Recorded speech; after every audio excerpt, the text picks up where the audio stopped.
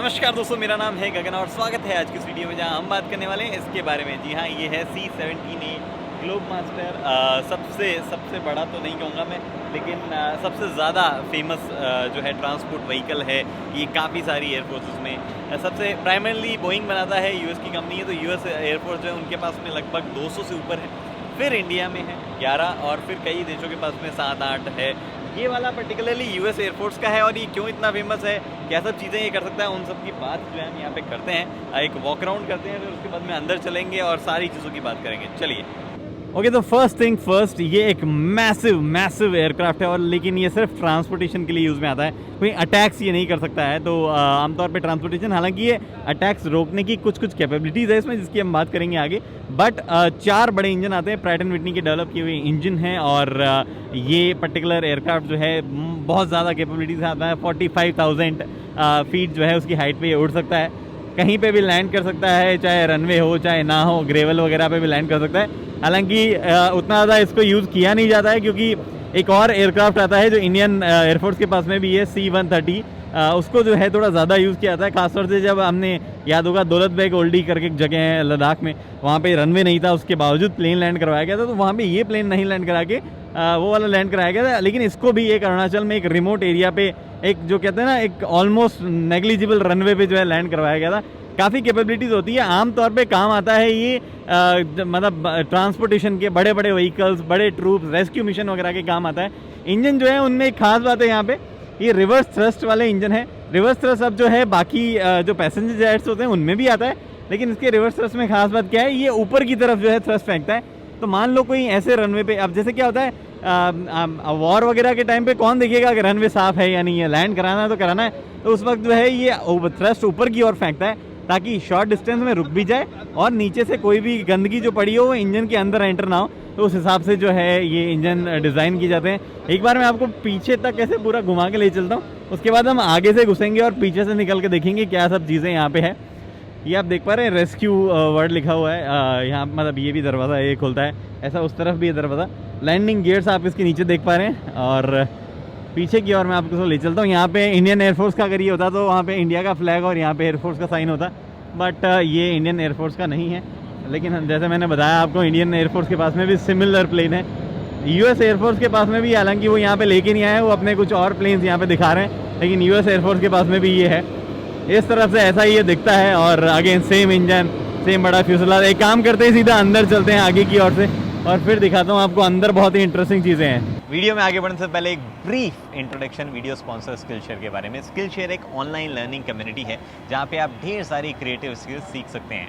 ये जो एविएशन के बारे में मेरा पैशन है, ये मतलब काफ़ी लेट शुरू हुआ, मैं ये कहूँगा, बिकॉज इनिशियली इतना कुछ एक्सपोजर नहीं था मेरा एयरक्राफ्ट वगैरह में। लेकिन धीरे धीरे जब मेरा ट्रैवल बढ़ने लगा, तब मेरे को जो है और ज़्यादा इंटरेस्ट इसके बारे में आने लगा। मुझे इंटरेस्टिंग लगने लगा कि कैसे पूरी ये इंडस्ट्री फंक्शन करती है। मेरे बेसिक डाउट अगर आप सुनो तो वो कुछ इतने बेसिक थे कि मुझे ये भी नहीं पता था कि कैसे एक एयरक्राफ्ट फ्लाई करता है, इसका बेसिक सिद्धांत क्या होता है। और मतलब क्या है कि उस टाइम इनिशियली इतने ज़्यादा इन्फॉर्मेशन भी एविएशन के बारे में इंटरनेट पे अवेलेबल नहीं थी, बट आज है। मैं खुद अभी लुइस फॉर्मन की एरोस्पेस इंजीनियरिंग की क्लासेस जो है वो ले रहा हूँ स्किलशेयर पे, और बहुत ही जो कहते हैं ना फेमिलियर तरीका है उनके समझाने का। आप भी स्किलशेयर पे एविएशन हुआ, चाहे म्यूज़िक हुआ या फिल्म मेकिंग हुआ, या ढेर सारी ऐसी स्किल्स जो है वो वहाँ पे जाके सीख सकते हैं। बहुत सारे इंडियन क्रिएटर्स भी है, जैसे कि एलिसा सूजा है जो कि इलस्ट्रेशन के बारे में सिखाती है, उसके बाद में एकता चौधरी जो कि गार्डनिंग के बारे में सिखाती है। तो आप ऐसे मतलब बहुत सारे क्रिएटर्स हैं, उनसे आप जाके सीख सकते हैं। स्किलशेयर की सब्सक्रिप्शन फी सालाना 2,000 रुपये से भी कम है, जो कि हुआ कुछ 166 रुपीज़ पर मंथ। इतना तो आई बिलीव हम लोग मतलब चाय पानी में खर्च कर देते हैं एक दिन में। ऑल्सो अगर आप अभी नीचे दिए हुए लिंक से ज्वाइन करेंगे तो पहले 1000 लोगों को फर्स्ट मंथ का ट्रायल फ्री मिलेगा। It is amazing value for money, considering कि आप अपने एक ही सब्सक्रिप्शन से एंटायर लाइब्रेरी एक्सेस कर सकते हैं, तो कैसी भी क्लासेस देख सकते हैं जो भी आपको इंटरेस्टिंग लग रही हो, और अपने इंटरेस्ट का कुछ भी सीख सकते हैं। I am going back. तो देखते हैं क्या क्या है अंदर। इधर तो कुछ डिस्प्ले लगाई गई है, पहले इन्हीं की बात कर लेते हैं। डिस्प्ले में क्या है, कल बताया गया रिफ्यूलिंग कर सकता है, छोटे प्लेन्स जो है उनको कैरी कर सकता है। ये तो ऐसे ही फ़ोटो है, ये टेक ऑफ लैंडिंग का बताया। अच्छा हाँ, ये इनके बारे में एक और ख़ास बात है, ज़रूरी नहीं इनको प्रॉपर रनवे चाहिए हो लैंड होने को, ये कहीं पे भी लैंड हो सकते हैं, गर्मी सर्दी, not proper runway, proper runway. ये फ्लेयर्स है, अटैक नहीं कर सकते हैं प्लेन, जहाँ तक मुझे पता है। ये डिस्ट्रैक्ट करने के लिए, कोई एंटी एयरक्राफ्ट मिसाइल आ रही है तो उसको डिस्ट्रैक्ट करने के लिए क्या सब चीज़ें अंदर उनकी बात करते हैं। वेल एक तो देखो आप ये जितने भी हुक्स देख पा रहे हैं ना, इनकी वजह से क्या होता है ना कि इसको आप मल्टीपल तरीके से यूज़ कर सकते हो। थोड़ा ज़्यादा फील्ड ऑफ व्यू अब आपको आ रहा होगा, तो इनकी वजह से आप मल्टीपल जो है चीज़ें अटैच कर सकते हो। तो जैसे यहाँ पे स्ट्रेचर लगाए गए हैं, पेशेंट या वॉर में अगर कोई शहीद हुए हैं या प्रॉब्ली किसी को जंग चोट वोट लगी है तो उनको ट्रीटमेंट करने के लिए प्रॉपर यहाँ स्ट्रेचर लगाए जा सकते हैं। बीच में अगर एयरक्राफ्ट में बहुत सारे लोगों को ले जाना है, रेस्क्यू मिशन करना है, तो आपको याद होगा इंडिया ने भी C-17 से ही कई रेस्क्यू मिशन किए हैं। खासतौर से जब वो यमन वगैरह में जो है क्राइसिस चल रही थी तब, तो वो ऐसे लेके आते थे लोगों को, ऐसे मतलब जितनी ज़्यादा हो सके उतनी ज़्यादा यहाँ पे चेयर लगाई जाती थी। और अगर कम चेयर लगानी है, कोई VIP मिशन हो रहा है, तो ये चेयर जो है यहाँ पे प्लेस कर दी जाती है। ऑब्वियसली अलग अलग कंट्री की मिलिट्री जो है उनके पास में अलग अलग इस टाइप की चेयर होती है। और एक ये साइड ये हाँ परमानेंट यहाँ पे स्टिक हो रखी है चेयर।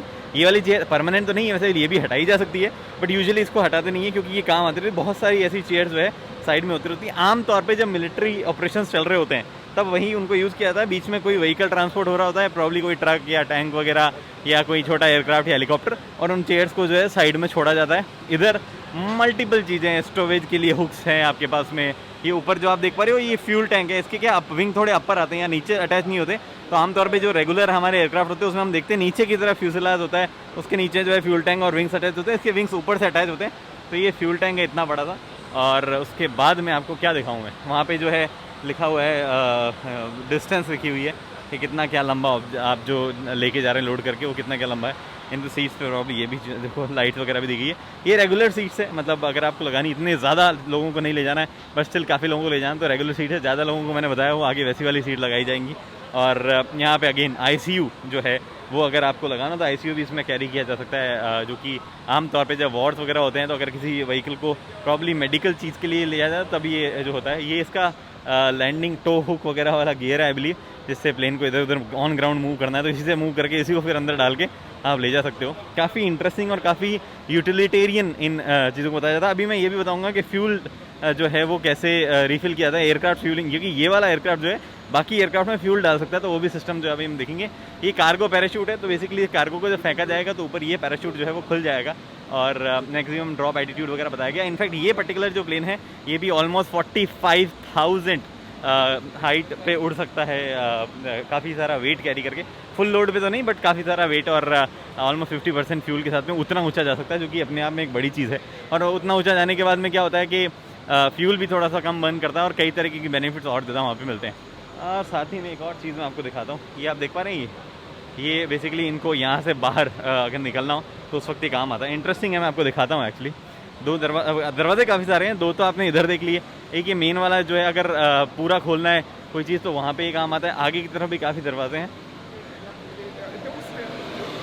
यहाँ पे थोड़ा शोर ज़्यादा आ रहा है, बट ये जो है खोल के डिज़ाइन भी कुछ ऐसी सी थोड़ी टेढ़ी सी बनाई गई है यहाँ पे।